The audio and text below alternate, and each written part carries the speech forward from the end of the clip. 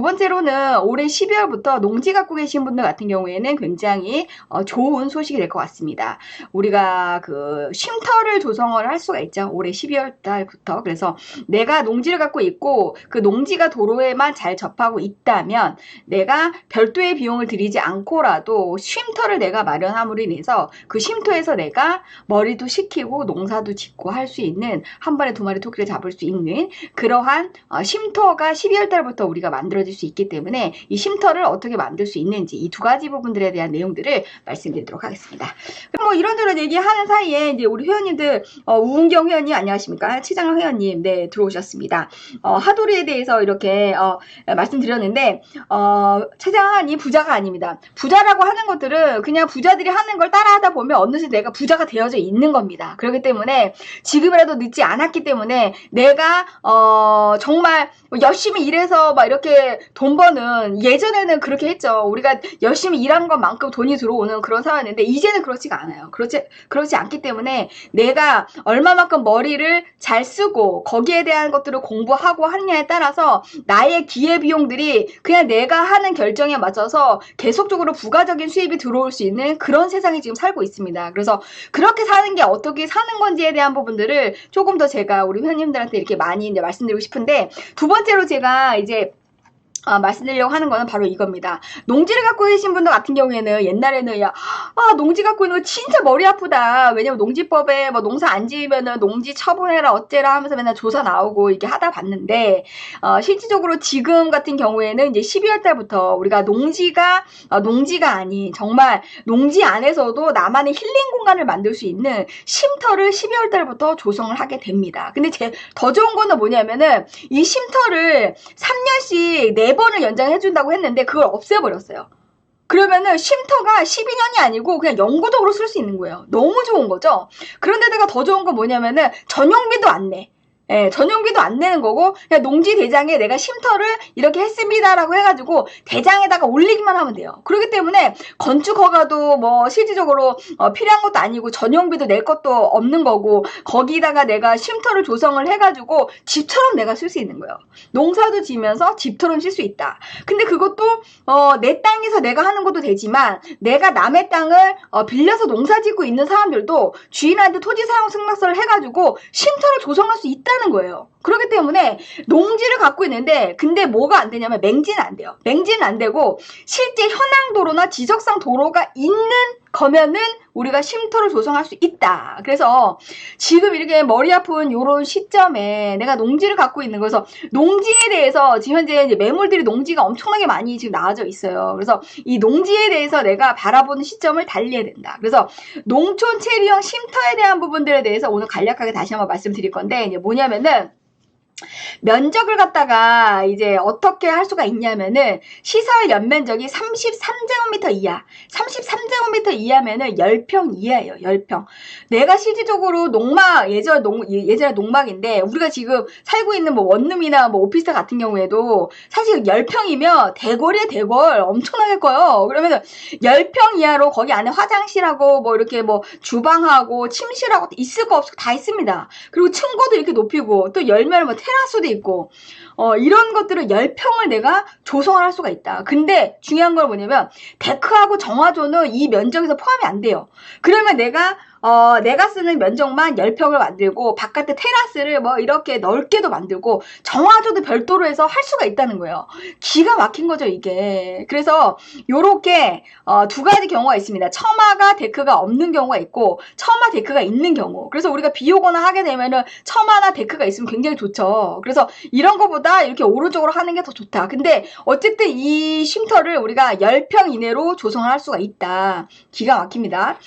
그런데다가 이제 어떻게 배치를 하냐면 내가 농사 짓고 있는 땅이 이렇게 되는데 도로가 이제 왼쪽에 이렇게 있고 도로에서 이제 들어오게 되면 주차장 부지를 또 별도로 만들 수가 있어요. 농막 바로 옆에 쉼터 바로 옆에 요걸 이렇게 만들면서 주차장을 만들면서 체류형 쉼터를 이렇게 만들 수가 있습니다. 그래서 농사 짓는 곳에 내가 딱 진입할 수 있게 주차장도 하나 딱 만들고 10평짜리 좀 쉼터도 만들어서 정말 머리 아파하고 할 때 거기서 이제 좀 머리 좀 식히고 귤농사도 조금 하면서 기가 막힙니다, 이게.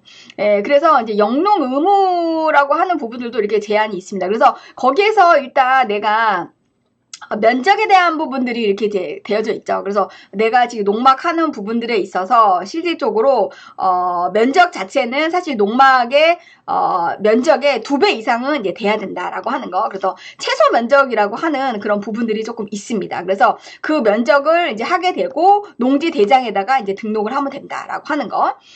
그리고 이제 기존 농막 제도를 이제 개선을 했다. 어떤 개선을 했느냐? 주차장을 지금 현재 이렇게 한 면을 설치할 수 있도록 그 면을 이제 확보를 한다. 그러니까 농사짓는 땅에서 주차장 시설을 별도로 만들 수가 있다라고 하는 거죠. 그러면 실질적으로 엄청나게 넓은 면적을 내가 전용비를 한 푼도 안 내고 이렇게 만들 수 있다. 아, 이건 진짜 너무 좋은 방법인 것 같아요. 그래서 저도 농지 너무 사고 싶어요, 농지.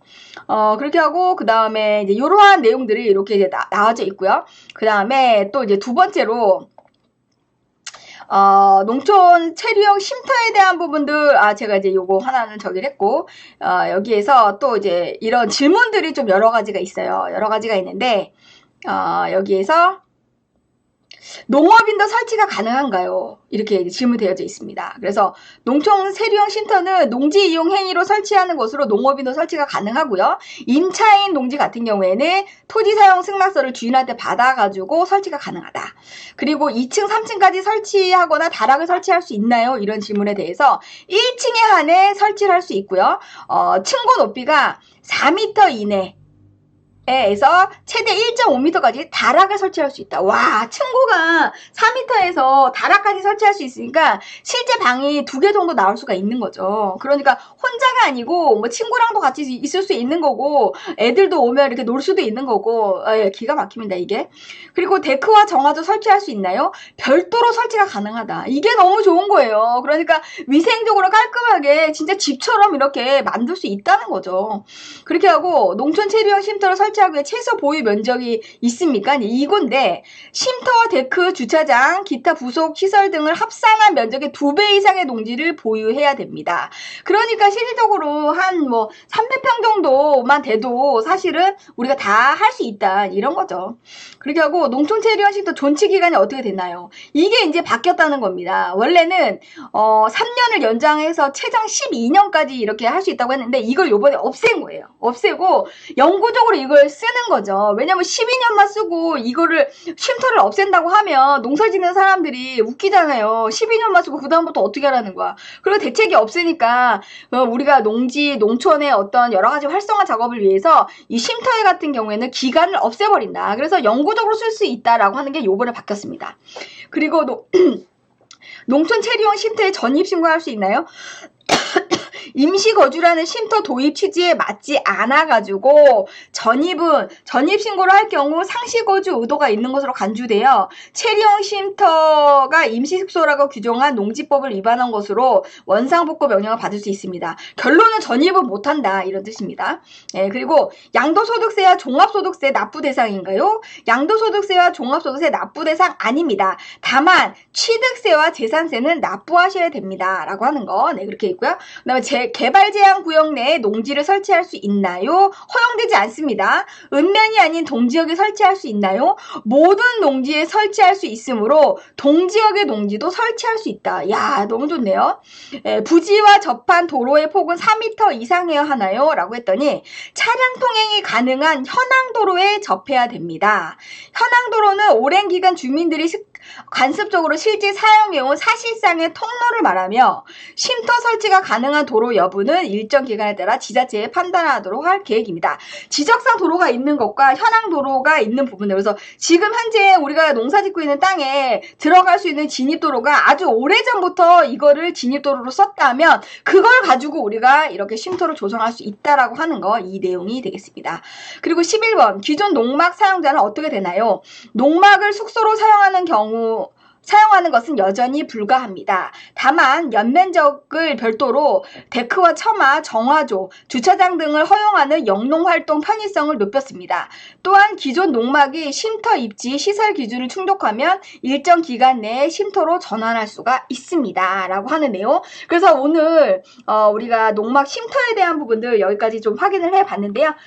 많은 분들이 지금 현재 우리가 농지를 많이 갖고 계시는데 농지를 이제는 적극적으로 더 활용을 해야 된다. 그래서 이렇게 적극적으로 활용함으로 인해서 농지를 일단은 내가 매도할 수 있는 어떤 가능성에 대한 부분들도 굉장히 많이 높이고, 그리고 농지에 대해서 예전에 뭐 이런 거에 대해서 거부 반응을 많이 보이셨던 분들도 실질적으로 우리가 농촌 생활에 대한 부분들에 대한 어떤 활성화를 위해서 이 쉼터에 대한 조성을 우리가 하는 법이 만들어진 거기 때문에 많은 분들이 농지를 우리가 취득을 하고 또 어떤 관리 지역이나 이런 지역으로 인구 유입이 굉장히 더 많이 확산이 될 수 있을 거라고 생각이 듭니다. 여기에 대비해서 농지에 우리가 쉼터를 조성한다고 했을 때 실제 우리가 읍지역이나 시골 지역에 있는 주택 같은 경우에는 가격의 타격을 받을 수밖에 없어요. 그래서 지금 최근에 유튜브에 제주도에도 뭐 시골 주택 이런 거 굉장히 많이 나오는데 지금 시골 주택 살 때가 아니에요. 시골 주택 살 때가 아닌 거고,